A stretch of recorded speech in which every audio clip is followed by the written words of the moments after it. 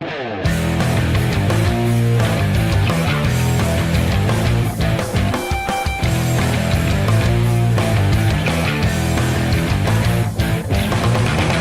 to the Trenches. I'm your host, Rob McCallum. With me today is a filmmaker who's got an incredible laundry list of credits. You will recognize his work on shows like Metalocalypse, Venture Brothers, Space Coast, Coast to Coast, the upcoming animated series of Grimm's Fairy Tales, and he's even getting a documentary on the go on the Superman projects that was shelved by Warner Brothers that was supposed to be directed by Tim Burton. With me on the line is Mr. Jon Schnepp. Jon, are you there?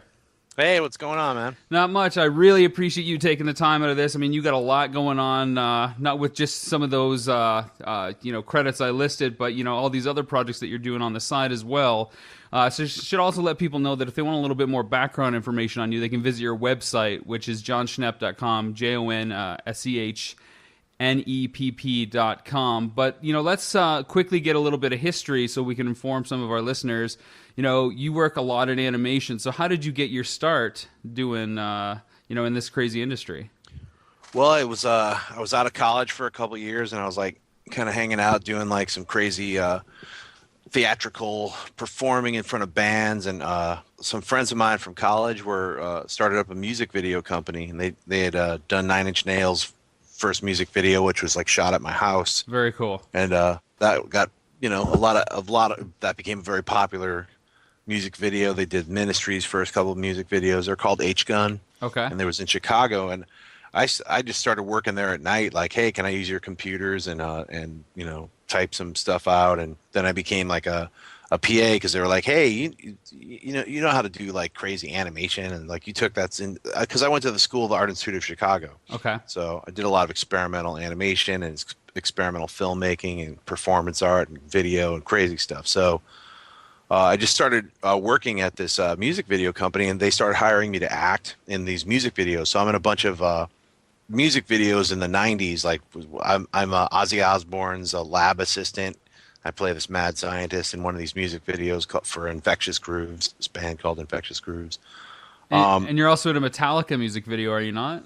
Yes, yeah, really quick one. One of the 4 coffin holders in that scene with Marianne Faithfull. Right. But yeah, there's a bunch of. I'm in an Iron Maiden, Be Quick or Be Dead. I'm featured in that video quite a bit. So it was kind of fun to do a bunch of music videos, and by hanging out there, I just started to learn how to edit and learned how to do After Effects and animation. I had done it in college, but I was sort of like, this is really fun, and I couldn't believe I could get paid to do this stuff. And so I wrote this weird science fiction comedy show with a friend of mine, Dave Murray, and we made it in the back of this music video production the loft. We built all these sets.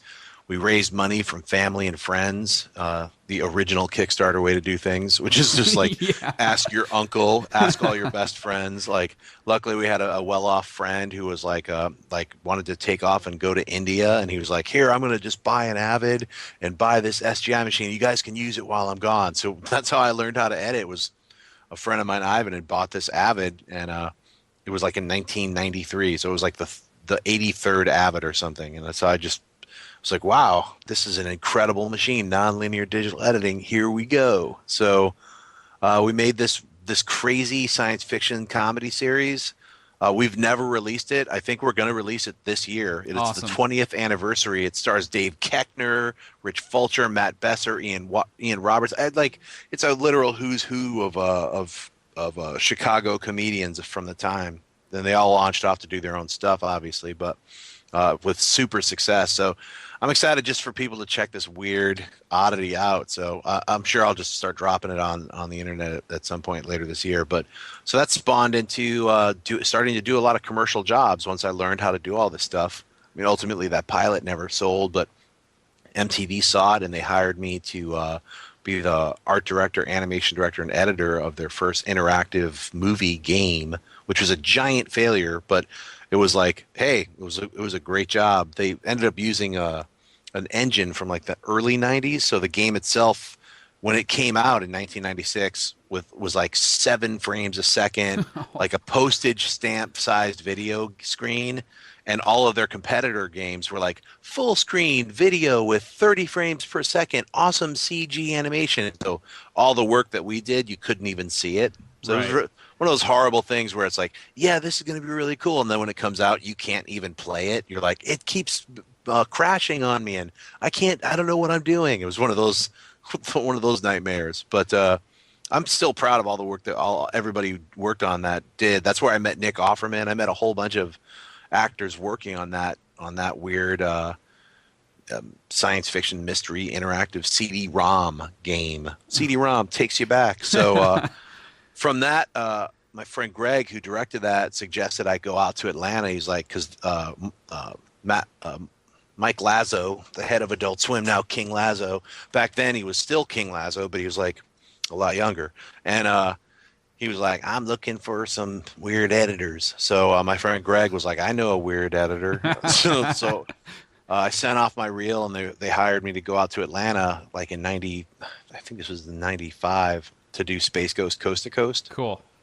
Maybe it was 94. I can't remember now. But yeah, that was fun. I was out there for like 3 months, and it was before Cartoon Network was even like an official thing. I mean, Adult Swim obviously didn't exist, but it was like everyone was in this giant like airport hangar. It's just like TBS, CNN, everybody was all in these like cubicles. It was pretty weird. And I was placed really far away from everyone else at Cartoon Network because they didn't have space for me. So I was like sandwiched in like 7 lawyers, like cubicles, and they locked my computer to the desk. I freaked out and fucking told them to take the chains off. It was a lot of fun working there because I used to have long hair and wear biker boots. And then, there's all these nerds with suits and ties like, I don't know, he seems dangerous, I think he's going to steal the computer, It was like, you fucking idiots. I'm here to work. You fucking pieces of shit. So it was like so amazing, like how and it's great to get judged by the look, Yeah, the old book by the cover thing. It really is a true thing. People are like, he looks dangerous. It's like, all right, just take the chains off. I'm not taking the computer. What am I going to steal it and then still work here? What are you guys, stupid? Yeah, and anyway, that's kind of an interesting you bring up the book by the cover, because that's a theme that kind of goes through some of your credits and stuff like that. I mean, you look at like the Death Clock guys, and you get this like biker kind of image, but then they all have these unique characters under there. Same with some Venture Brothers stuff, and of course even the Superman doc that you're interested in doing. It's like the weirdest Superman on the surface, right? But underneath it's something so much more interesting and creative. So it's interesting that you were this kind of fish out of water in this corporate white collar I know, thing, right? and now you've turned that around and that experience in some way, and you've fed it back into your shows and stuff. Just on your rise to kind of what you're doing now, what would you say was the hardest part about starting it at everything? Because it sounds like a lot of it was you were in the right place at the right time. You got lucky with some people going out of the country, leaving you some gear. What was the hardest part, do you think? Well, I mean, I think it's the hardest part that continues. It never goes away as being a creative artist in this industry is like you got to make specific choices. And a lot of those choices end up meaning that you're broke for a lot of the time. Like you don't have money. Right. Because in order to be able to be creatively free, sometimes you can't take on every single corporate job that comes along your way. And as you kind of rise up with all your peers and bigger and better jobs come through, some of them, like jobs that I've been offered, are just not in my headspace or my heart, like where I'm like, I don't want to creatively spend my time working on a project if I don't believe in it, and if I don't creatively think that it'll be a really fun thing to work on and that other people will enjoy it the way I want. So I have to work on things that I'm into, basically, is the long part of that answer. Yeah. And if I'm not into it, I'm not going to work on it. I know I wouldn't be doing anyone who I'm working with a favor by working on something that I'm not into just for cash or whatever. So I've definitely not taken on jobs that would have been like way more financially rewarding, but I mean, and I've also had difficult times working with a lot of different people because we'll creatively clash over stuff.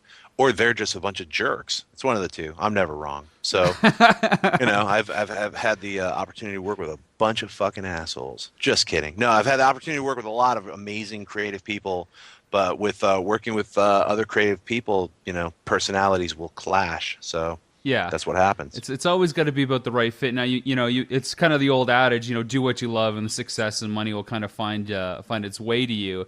You're obviously doing what you love, Metalocalypse and Venture Bros, which is cool. But I think it's only really in the last 10 years that Adult Swim and this whole genre and this culture of adult-oriented animation has really come to fruition. It's really kind of taking on a feel of its own. Why do you think it's now that this is happening? Do you think it's really just the kids from the 70s and 80s are growing up and we just love that style, or is it something else? I think so. I think that's a good way of looking at it. I also think that as our world expands and contracts at the same time with the internet, and now we're just literally a click away from seeing what other people are watching on the other side of the planet. I think everyone's tastes are expanding, and I mean, just look at Netflix. I mean, you've got families in the middle of Wisconsin watching Miyazaki film, or seeing a Jodorowsky film, or seeing some truly experimental or surreal or foreign films that they would never rent. Totally. Ever. Yeah. And now they just say, hey, I'll check this out. They just click on something and watch it. And I just think it's expanding people's tastes and broadening everyone's horizons creatively. So I'm really excited about all of that. I think basically working on Grimm Fairy Tales for me is like an expansion of the work I've been doing on Adult Swim, because Adult Swim, when you really look at it, is basically everything they have on Adult Swim has to be a comedy. Right. Whether it's a super weird comedy or a cartoon comedy or live action comedy, it's all based on comedy. Yeah. Bizarre comedy, but still comedy. And Grimm Fairy Tales, I wanted to do an adult take. Let's talk about that briefly because I wanted to touch on Grimm Fairy Tales, which is based on, isn't it like the longest running independent color comic of all time or something? Yeah, it is. It's a comic company based out of Philly / Pennsylvania. It's like it's Zenescope Entertainment. And I met those guys through a good friend of mine, Ben Jacketoff. He introduced me to them at Comic-Con like 2 years ago. And I was looking to expand and get out into doing other kinds of animation. I was writing an anthology of my own at the time. And I met those guys, Joe and Ralph, who run Zenescope. And they gave me a bunch of their trade paperbacks. And, honestly, it's like if you're familiar with the comic book and you just see the covers, it looks just like, a comic book version of Maxim, where it's just a bunch of, well-endowed ladies running around in skimpy superhero outfits, and it's like cheesecake. So for being a comic book person myself, who is very much like a reader of like things like Alan Moore or Frank Miller or Warren Ellis or Azzarello, I mean, I really seriously never looked at those comics before and kind of like, oh, that's a cute cover. Girl's pretty hot. Comic book. Yeah, version. Exactly. So it's kind of like, it was a joke to me. So when I finally, picked up those copies through Zenescope giving them to me, and they're like, yeah, just read them. And I actually read them, and they're really fun to read. So once again, I judged a book by its cover, so to speak. Yeah, so, interesting how that came back full circle. Yeah, I mean, you always learn. Like you get lessons taught to you just like you teach other people. So, and I was like, you know what, I'm going to support this, and I'm gonna try to turn this into an animated series. And by doing that, I was able to add a lot of things that I wanted to do as a director and as a writer. They gave me total freedom to write the pilot the way I wanted to. So I took like Joe and Ralph's original comic book script and kind of like flipped it a little bit even more on its head, because they had flipped all the Grimm Fairy Tales on their head. Like if you ever check out the Grimm Fairy Tales through Zenescope Entertainment, they have a ton of trades, and I highly suggest picking up the first like 6 trade paperbacks and just read all of them, because they're great interpretations of all your classic fairy tales, and I really liked it. It's definitely like Tales from the Crypt style Grimm Fairy Tales. So for me, that was really fun, and it's I don't know if we haven't sold the series yet, so we're going to release it. I just posted the first like 4 minutes of the actual Grimm Fairy Tales on YouTube, so Yeah, you can. and it looks great. I mean, I honestly checked it just before we started this interview, and I think it Oh, right on. looks like it's super high quality stuff, man. I mean, Thanks. when people have campaigns on Kickstarter, there's always this fear that there's going to be a little bit of amateur hour and stuff like that. Yep. But this is this is something that could go on, Adult Swim or any other kind of channel, less the comedy element. This is broadcast quality stuff. Right, it's broadcast quality, but it's not for Adult Swim, so it'll never play on Adult Swim. Exactly. So I didn't make it to sell it to Adult Swim. I mean, I made it to actually like try to restart an adult market for animation here in America because like I said, as our horizons broaden, I think Americans are ready for this kind of animation. It's not Family Guy. It's not like Pooh on a Stick. It's adult situations with crazy horror-filled endings, and I think there's something there to be made, and I think a lot of people are going to enjoy seeing it. So I say get it out there and let people let the viewers decide. If there's million production company will want to pick it up and make it into a series. So yeah, and this is something that you took to Kickstarter last year about this time. You got funded. What was your whole experience with like crowdsourcing, I guess, in general? Because the big thing in headlines in the last, I guess, 2-3 days has been Veronica Mars, now a fan favorite cult series that ran for 3 seasons, I think, on UPN and CW. Now has a film. Now they have a film, and you funded this last year. Your Superman doc got funded this year. Let's just talk about crowdsourcing. Yep. Is it legit? What do you think about it? I think crowdsourcing is the way to go. I mean, I had a great experience doing the Grimm Fairy Tales. I ran that campaign. I mean, my name isn't on there as creator of the campaign because Zenescope set up the account. Right. But I basically ran it. I did all the video interviews. I did it every week. We put at least 1 or 2 videos up, and we came up with ways to get the people excited. So it was a very great learning experience for me, and I'm very happy that we were able to raise the money to make the actual series the way that I wanted to be able to make it, because animation costs money, and a lot of people think, oh, John's director of Metalocalypse, he's got a ton of money, and I don't. I'm paid probably a little bit more than the average citizen. So and that's not a lot of money. So, right. And it goes, and I have to pay rent and bills and all that kind of stuff too. So, I don't have like some kind of, I'm just going to drop this 7 million. I just don't have that. I don't have any of that money. So, a lot of people even complain, like David Fincher, how come he didn't pay for the Goon? It's like, look, he's a director. So what if he has $1 million? He's a director. He's going to help make this film. That doesn't mean he has to personally put his money in. I bet he put a couple thousand in. Why can't a couple other people put $10 in? You know? Exactly. I look at like Kickstarter is a great way to get your thing that you're into made, because that's how I look at it. I'm happy that Veronica Mars got 3, 4. I hope it makes 10 million. Yeah. And I think I'm in the minority here, because I've been reading a lot of articles that people are putting out over this week about, they're kind of bitter about Kickstarter. Totally. The success of Veronica Mars. They're bitter about it. I don't think that's the right attitude. I think it's like, look, all the people who are into Veronica Mars now get to watch a movie. That would have never happened if it wasn't for Kickstarter.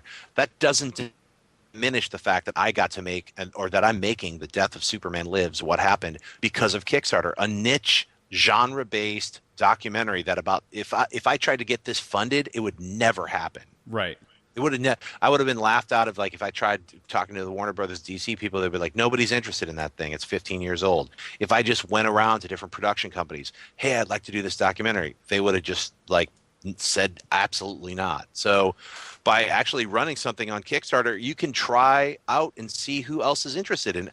I was shocked and surprised at how many more people were just as interested as I was to find out more about this stranger version of Superman. And when I say strange, I actually mean more creative and fun and exciting. That would have been a cosmic science fiction film, done by Tim Burton. So it would have had a lot of fun. It would have had a lot of flair. It would have pushed the character into different areas that character never went, and especially the ones that we all wanted him to go into, which would be like fighting an alien. It's like, exactly.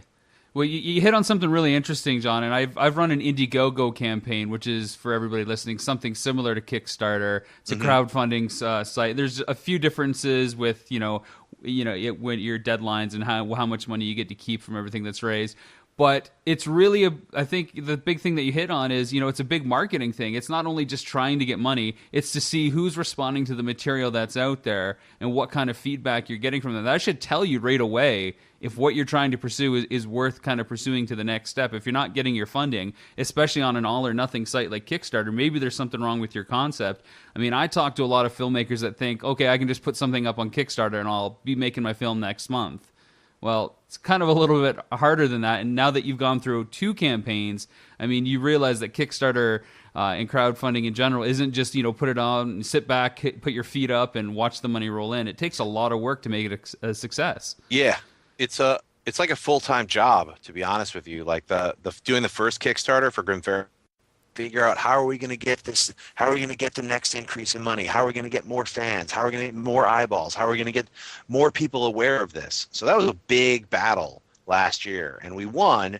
So this year, when I was like, I'm a big fan of getting other people who are like-minded, who want to see what I want to make, to make it, Yeah. So having done the first one and then successfully now doing the Superman one, right now I'm like in the midst of like writing out all of the documentary elements for the Superman Lives documentary. Getting like next month I'll be calling out and getting all the interviews but honestly, I'm super excited. Like even before this Superman documentary, I was ready to launch another Kickstarter, an animated series. I even have the sizzle reel done. Everything's ready. And then this Superman idea just kind of like took over my mind. I was like, man, I think it would be fun to take a break from doing animation or even doing a live action feature, which is another thing I want to do. Right. And just do a documentary about this thing that I'm into and just see like if other people are into it. So that's why I wanted to give it a shot, Yeah. And that it was a big success is really fun for me. I'll be able to make it now. And then I'm going to move on and do another animated series, and I'm going to do a feature film on Kickstarter. And I think that it's the way to go. And I feel personally great when I can deliver amazing things. Like when people who put money into Grim Fairy Tales, the response I'm getting from even just showing the first 3 minutes is just like, wow, thank you. Because it's like a lot of people, you're right, think you're going to just chimp off and be like, thanks for that money, son, bam, just go waste it. And here's like a 5-second thing, or whatever. It's like, no, I didn't. For that Grim Fairy Tales, I didn't even take $1 to pay my rent or bills or anything for the 9 months. So you do have to actually build in some kind of, if you're going to work on something full time, you have to build in like some kind of support mechanism for yourself, So that's what I've done. So I can make other things. I'm like, all right, well, I have other jobs that I'm doing now. So, and I also have a support mechanism to help me get to all these next things I want to do. So let's talk about the Superman Lives doc for a moment. We've been kind of dancing around it and coming back to it in every section of this interview so far. The death of Superman Lives. What happened to Superman Lives? I mean, your intro video on Kickstarter tells the viewer exactly about your passion for the project, and you have like a connection to it. And I think that's part of the reason it sold so well, because people can see how jazzed you are about it. But tell us a little bit about the doc itself. What's the structure? Is it going to be like a voiceover driven? I know you want to do a lot of interviews. Like what's your vision for this documentary on this production that never came to fruition?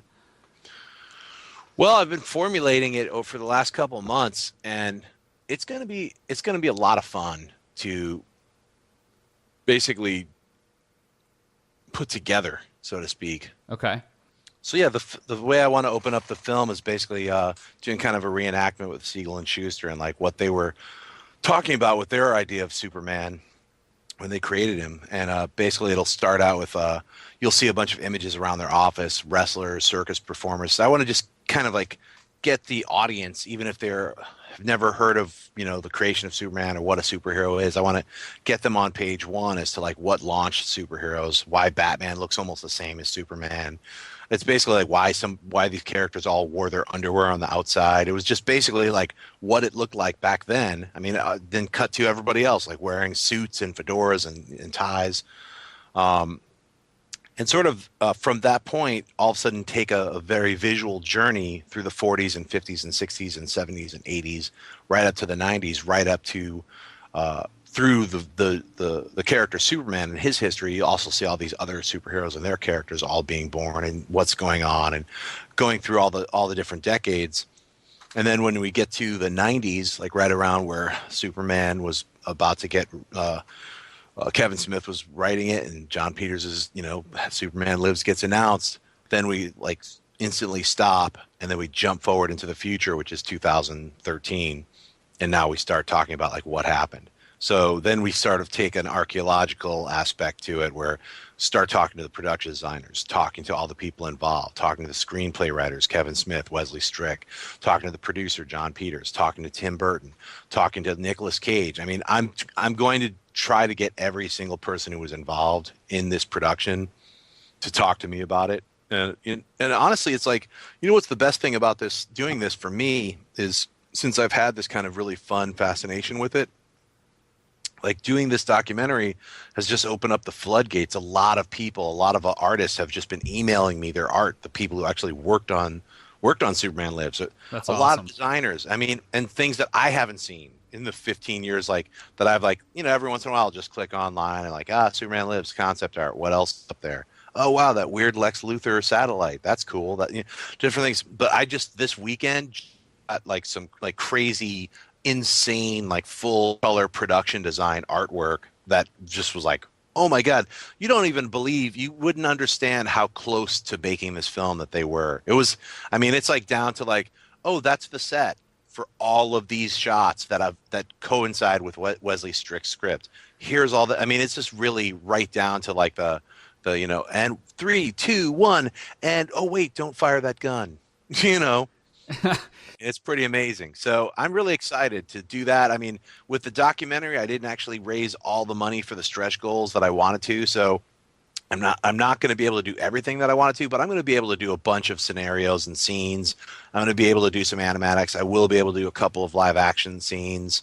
And, and also a lot of people have still been contributing and wanting to contribute. So even though I raised 115 on Kickstarter, I do believe my budget will be going up through either private investors or just more fans who want to buy into some of the bigger packages, who are like, I only found out about this documentary like after it ended. Right. So, I mean, for me, that was part of my reasoning for doing the 45-day, because a lot of Kickstarters are 30 days. Yeah. But I was like, I don't know. I don't even know if people are going to understand what I'm trying to do. Like to try to get the word out to as many fans of superheroes and comic books, as well as just people interested in film and the whole idea and notion of like films that almost were. So it took a while for me to like figure out how I was going to do it online. And then once it launched, that like I got press like over the first week of that Superman Kickstarter. I was like interviewed by like hundreds of websites, and it just went all over the place. So it's really fun. And then the feedback I got from just normal people who were interacting with me on Kickstarter were like, hey, I'm so glad you're doing this. I've always had the same feelings about this Superman Lives thing. I always wanted to know why it didn't happen. A lot of other people were emailing like, I've thought about trying to make a documentary, but I just never thought I could, and this and that. So I'm really glad you're doing it. So it was really cool to see and get that kind of reaction from people. So without getting too deep, for people that are listening, what's your take on the Superman Lives kind of story or plot? And the second part of that question is, why do you think it got kind of shut down? Just to entice people to really still kind of get behind this project, because I'm sold. The second you said you wanted to make a doc on this film, because I remember like its production stuff, and of course being a huge Kevin Smith fan during the 90s, I was hooked the second I saw it on Kickstarter. Right. But for everybody out there that doesn't know, like, how would you describe the story and why it's a radically different kind of take on Superman? Just go for it. Well, here's the thing. I mean, I don't think it's a radically different take on Superman. I think the radical overreaction of fans on the internet is what killed Superman. I think, I mean, above and beyond trepidation from all of the people who were involved in this project back in 97 and 98, simply because Batman and Robin was such a giant bomb, not only financially, but just critically and reaction-wise. Everyone was, Yeah. I mean, here's the thing. A lot of kids who were born in like 1991, they grew up loving Batman and Robin. They're like, that was my favorite thing with Mr. Freeze. It's like, I get it. That's because you were 5. Yeah. Your brain didn't even work yet. So, I'm glad that you liked it. I'm not going to, take it out on you. A lot of people like Jar Jar Binks too, because they were 7. They grew up, you know what I'm saying? They're like young kids who just didn't understand. It's like it's not like they're supposed to know whether this film is a horrible mess or not. Yeah. But adults who reacted the way they did to to the Superman Nicolas Cage casting and Tim Burton being the director of Superman, I think silly. I mean, it's really like a giant overreaction comparatively to like when Batman and Tim Burton was doing Batman. If people reacted to Michael Keaton being cast as Batman, if we had the internet that existed in '98 that didn't exist that way in '88, Right. I don't think Batman would have happened. So, because I think producers would have felt like, oh my God, our fans are turning against us. And honestly, the people who comment online, is a small minority. People who actually spend time to type out a sentence onto a comment board. It's like their opinions are important, but they shouldn't sway studios. That's what I feel. I mean, I think it's like if a studio is in production and they feel confident with what they're doing, then ultimately whatever the end result is going to be is what is going to be. It shouldn't be swayed one way or the other by some one person's opinion online. Yeah. So totally agree. So I mean, I guess the question that I really want to ask you then, Superman Lives gets kind of canceled. It's, shelved indefinitely. We're left with, bits of art that comes out, through the years since. But in 2006, we got Superman Returns. Oh, dude, yeah. Well, I was going to say this. I mean, I'm not saying that all fans who comment on things are wrong. I'm definitely not saying that and that studio heads shouldn't listen, because what we got with Fantastic Four, Rise of the Silver Surfer, Galactus as a cloud is embarrassing. Yep. It's like embarrassing. Number one, they're going the wrong way with Fantastic Four, making it a goofy comedy. Yep. Number two, the people who are making it just did not understand what Stan Lee and Jack Kirby were trying to do with Fantastic Four. Henceforth, they didn't understand Fantastic Four. Henceforth, anyone who likes Fantastic Four is going to hate on that movie. Yeah. So you just like all you're doing is releasing a giant pile of shit for all of us to hate. So, I mean, that's what I say. Like when people are like react to like Galactus is a cloud and everyone is like, what's up with that? And then the studio heads are like, well, relax. We're going to have a shadow of Galactus's helmet on the moon. And that's what the fanboys are then going to really like suck our cocks for that, because they're going to be really happy that we gave them that little bonus because we know what we're doing and they're going to listen to us and our movie's going to be a giant hit. So it's like, it's sort of this, this attitude that has to be both acknowledgement and understanding and also confidence. Like, I know what I'm doing. I'm honoring the whole reason we're making these comic books into movies. I'm into it. Like, eventually I'll be making comic book movies as a narrative. I'm going to be doing that. That's my goal in life. Very cool. I'm into science fiction. I'm into fantasy. I'm into comic books. That's what I'm going to do that. So I'm fully aware of all the mistakes that have happened with a ton of these superhero films and the ones that have actually been successful and done a great job at reinterpreting characters, like Christopher Nolan's The Dark Knight, the Joker, an incredible reinterpretation of that character, super successful. Yeah, totally. It doesn't take away from the Joker that existed before. It gives you a brand new reinterpretation. So to get back to Superman, I think making the case for Superman as to why I think it would have been a really fun film. It's a reading Wesley Strick's script. It's a really fun adventure. A lot of people also have to remember that a first draft is exactly that, a first draft. In the world of television and movies, things change from a script that is a first draft to what you're actually seeing in the theater or on television. They change radically most of the time. Lines are rewritten. Entire sequences are cut out and redone. Entire beginnings, middles, and ends are cut out and rewritten completely. Storylines are changed. Actors come in, bring their own interpretation to it. I mean, there's so much that happens just even before you start shooting that then you're shooting, if you're live action and you're shooting, a whole bunch of things change. Yeah. Then you get into the editing process, post sound effects, and cutting things around, changing rhythms and dynamics. Everything about that is something that creates what it is, the end product that we see.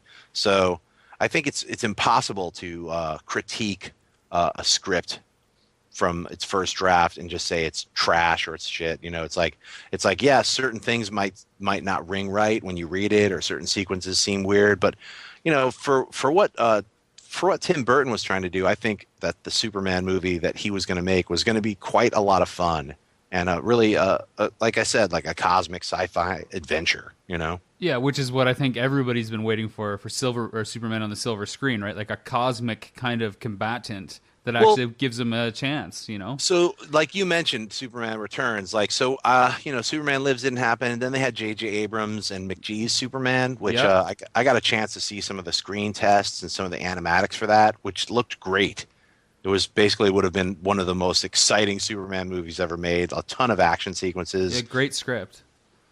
Yeah, but I'm just saying, even the animatics that McGee was quite a long way into making this film, you know, when he didn't stop making it. So when Bryan Singer took over with Superman Returns, his whole pitch was to bring it back to Richard Donner's take on Superman, to bring it back to like what happened right after Superman 2 and disregard Superman 3 and 4 because those were jokey comedic wastes of time. But let's bring it back to, you know, the first two movies, which, hey, look, you know what? I mean, they were really great, but they were also really jokey. Even without Richard Lester, just the Donner cut, like Superman flying around the Earth to spin time backwards. Yeah. There was a lot of elements in there that were strange and weird. I love Superman 2. That was the movie for me when I was a kid, you know? Mm-hmm.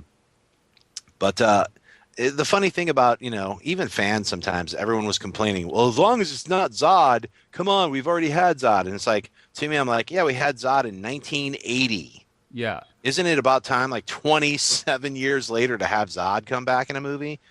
I don't know. But yeah, Superman has a lot of different villains. Brainiac, it would be great to see a couple of different villains instead of the same Lex Luthor. So Superman Returns to me was quite a disappointment, especially with the promises that were made with Superman Lives and even Superman Flyby, like, oh, it's going to be a new Superman. It's going to be this adventure. Even with J.J. Abrams, like Krypton doesn't blow up. There's a war on Krypton. Just something different, please. Yeah, you know? Exactly. And then you get Superman Returns. What do you get? You get Lex Luthor wanting to buy land property again. I mean, it just kind of absurd stupidity with the script. Just in general, just a really boring and horrible script. So, I mean, and then the execution of it, though it's beautiful to look at, like the cinematography is really great. They definitely spent money. It just falls flat. I mean, it's kind of a boring blockbuster when you really I fell asleep in the theater twice. I hate to admit it, but like my girlfriend had to nudge me because I was sleeping. Wow. Because I mean, and when you fall asleep at a superhero action movie, there's something wrong. Yeah. Especially if you're a fan. So I talked to a lot of other superhero fans who, same thing with Phantom Menace. They just didn't want to admit that it sucked. You know, they're like, no, it was good. It was good. The plane sequence, that was the best part. Or like, you know, certain things about Brandon Routh. It's like, look, you know what? I'm not going to nitpick every single element. Brandon Routh was great as Superman, you know, but just the overall movie just felt like I was watching something from the 70s, but just not done as well. You know, it's just like totally agree. The element of Superman fighting anything was like not there. It was just him lifting a bunch of random items over the course of 2.5 hours, and then including lifting a giant mountain made of kryptonite, which is just silly.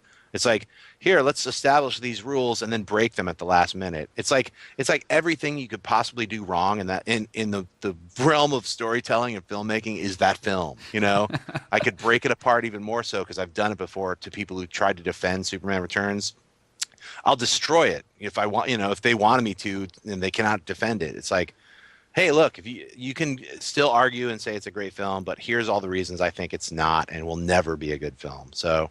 And Bryan Singer's gone on the record to admit it. Like last year, he was hanging out with a friend, and he was like, "Hey, I popped Superman Returns into the DVD player, and I have to admit, it just was kind of boring." He said it, you know. Wow. So it's sort of like, it's not like he's a bad filmmaker. I'm excited to see his X-Men return. So it's sort of like, you know, he's done a lot of good films. He's also done some bad films. We all have our hits and misses, me included. I'm a low-level television guy, and I've done some pretty horrible films. So it's like, you know, it's interesting you're doing a doc on Superman Lives, because if Superman Returns hadn't got made, I can see that that story would have been something that would have warranted, you know, maybe a documentary on its own. Like, who wouldn't want to explore that concept of, you know, Superman going away after his fight with Zod and everything, and, you know, where he had been. You know, I think, you know, I think you could apply it either way. And I like to think of all these different superhero, you know, flicks throughout the ages as just different kind of runs of comics, you know. It shouldn't be like a yes or no, a black or white kind of decision. I know there's like millions of dollars on the lines for studios, and they're trying to launch franchises so they can get new trilogies out there and make a fortune. And it's going to be another decade before we get any kind of new incarnation of these characters. But I'm all for just having one-offs of this style of Superman, this style of Batman or Spider-Man, because then you're not so tied to things. But I'm probably in the minority that I like to see more exploration than a cookie cutter. You get to see that in animation because the animated films that Warner Brothers does are awesome. A lot lower. They're a lot lower budget, so they can afford to take more chances. Like I was really happy with The Dark Knight Parts 1 and 2. Awesome. What a great adaptation. Kudos to those guys for making such an amazing adaptation to an incredible comic that helped change my life. It's like as a teenager I read Dark Knight and it just flipped my lid. So to see it now done as such an amazing cartoon with love and care and also great nuances and come to life as a real cartoon. I mean, that's the kind of thing that I'm proud of with Warner Brothers and DC. It's like, to me, like Superman Lives, the reason I even became more interested in it was because of Superman Returns. Because Superman Returns was such a disappointment, I started to be like, well, what happened to that really cool, crazy Superman where it was like Nicolas Cage was going to be Superman? That would have been at least exciting and weird and interesting. So that got me really going. And then Kevin Smith had his whole take on what his experiences were with John Peters, which were really funny, but it was like, hey, that's something different, Yeah. So, I mean, as more artwork started to get released in 2008, 9, 10, 11, 12, just more people were just seeing more stuff on the internet, just like me. And I was like, I think it would be worthy of an exploration as a documentary and also a way to look at the character and the whole idea of what a superhero is in the idea of making it from a comic book into a movie. Yeah. So you have to look at all the productions of Superman when you look at Superman Lives, because trace elements of every single Superman, even Superman Returns, that had the death of Superman. There's a little moment in Superman Returns where he's all sick and dying and he's in the hospital. These elements carried through. I mean, there's so many elements that are just like, and you understand it because it's a business, and Warner Brothers spent money on this property. They're like, look, we did all this R&D on this certain section of Krypton. Can we bring that in? And certain elements of this design work looks great and will work great in this film, and then carry that over into the next film. If it doesn't happen, it totally makes sense to me because it is one character, and you're trying to make this character's reboot connect with the audience that's around in every decade. So the Superman Returns did not connect with the people of 2006. So the people of 2013 are going to connect with a brand new Superman. I think Man of Steel is going to be incredible. I'm very excited about that. I've got really mixed results, probably because of Superman Returns. I'm not going to get excited for it. I've already determined. And right now, because there are so many superhero flicks, I don't get excited about them anymore. Before, it was like, oh my God, there's a fucking Spider-Man movie. Oh my God, it's like Batman Begins. But now it's like Batman, Iron Man, Thor, Avengers. It's like every 2 months there's a new superhero film. Right. Just getting a little oversaturated. Not that I'm not,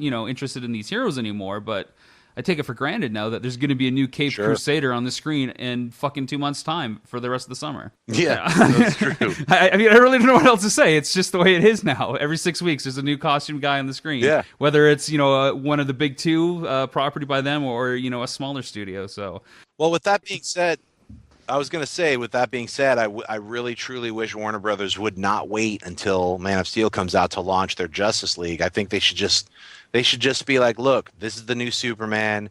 We believe in this. We're going to wrap him around, and he's going to be the thing that carries into the Justice League. Because the Justice League has all these other super-powered characters. It has Wonder Woman. It has Green Lantern. It has Flash. It has the Martian Manhunter if they decided to use him. Yeah. I mean, the only other person in Justice League that's normal or human is Batman. Yeah. So, I don't know. It's obviously it's their company, their multi-billion-dollar company. That's just my tiny opinion. So, everybody's entitled. Hope maybe they're listening and they'll start making some decisions regarding that. John, I'm gonna say thanks for your time. We always wrap up our interviews on the trenches here with 3 kind of fanboy like questions. So if you'll indulge me with something that you can have 100% fun with, that'd be great. Yes, sir. Question 1: since we're talking about superheroes, you can be any superhero or have their powers. How would you use their powers to kind of help your careers in film and television? Let's see if I could have any superpower. Well, or like any hero that has, kind of a combination of powers. So, I mean, you could say Superman if you wanted and get all those, that bundle. Yeah, since I'm talking about Superman and doing the documentary, I will pick him because then I would be able to build sets incredibly fast. And hey, I went out into Brazil and like chopped all these trees and replanted them in about 15 seconds, and then brought all this. That would be pretty incredible if you could build like, I'm building these giant, crazy science fiction sets. I built this entire spaceship in like 48 seconds as Superman. So that would be a pretty cool power. Okay, to be able to build things really quickly. And then I would also use that not just for film and television, but I would build the homeless people a lot of homes. Just like, here's a 400-foot tower of homeless shelters. But not necessarily in that order. You might do the homeless things first. Probably that would be done first. Okay. Since we're being so altruistic about it all. So that's question number one. Good. Question number two. You can have an action figure of yourself. What kind of special action does your figure have, and what accessories do you come with? I come with a Banshee Gibbon-style screaming power. Okay. Which would be like a button at the back of the neck that you could depress, and he would just like super loud. Okay. And accessories? Accessories, the Watchmen hardcover comic book, Miracle Man, all the issues of Miracle Man as like little tiny, almost like Jack in the Box, like comics. Okay.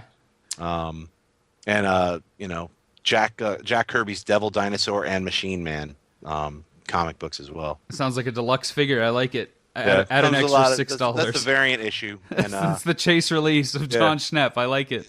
The third question for you, you can build a time machine out of anything. What would it be, and where would you go once it was built? I'll answer that with two answers. One, the evil version of myself would get as many weapons as possible and go back into medieval times and take over a kingdom. Just like have like 4 or 5 tanks and a bunch of semi-automatics and be like, kneel before Zod. So that would be the evil version of myself, using time travel to become the emperor of the known universe. The good version of myself would use time travel back maybe like 10 or 15 years and buy all the fucking awesome comics that I didn't buy that are worth a lot of money. Right. Make some bets on sports games that I don't even watch just to become a millionaire, and then give all that money away to charities and things, so that when I come back to where I am now in 2013, I would be able to see all this cool stuff that happened just simply by being able to play the odds. That by knowing the answers to certain things, you could affect the future by hundreds and hundreds of percentages, as opposed to like 1 or 2%. Be like 1,000-fold percentages. Like, hey, poverty doesn't even exist anymore because of these 26 steps from going back in time, stopping the stock market crash. That was all negotiated by a bunch of rich people. It's like, hey, just don't let them do it. And then all the suffering from the stock market, all the poverty from the stock market, it was just businessmen making some decisions like, hey, we'll put these guys out of business and then we'll take over. And then just America just suffered for it. So if I had the power to go back and change time like that, then I would. So. And if you could make your time machine out of anything, what would you make it out of? Like, would you go Bill and Ted style, phone booth, Back to the Future, a car? I would make it probably some kind of, I guess, be my office, because my office has a lot of really cool stuff in it. So it would just be like the TARDIS, Right. You just step in and it just takes you wherever. Yeah. Cool. So that way, if I was, I don't know how long time travel would take, but I'd have a lot of cool reading material. So. Oh, I like it. So, Jon, again, thanks for taking the time to be on the trenches. We covered a lot of great ground. I know a lot of people are going to love this episode. So thank you so much for participating. Thanks for having me. No problem. You've been listening to The Trenches. Of course, this is our ongoing series of interviews with filmmakers from around the world. Our guest, once again, was Mr. Jon Schnepp. More info about him on his website, which we'll post, of course, on our site, and you can link to it. Again, I'm your host, Rob McCallum. This has been The Trenches on the Wired In Network.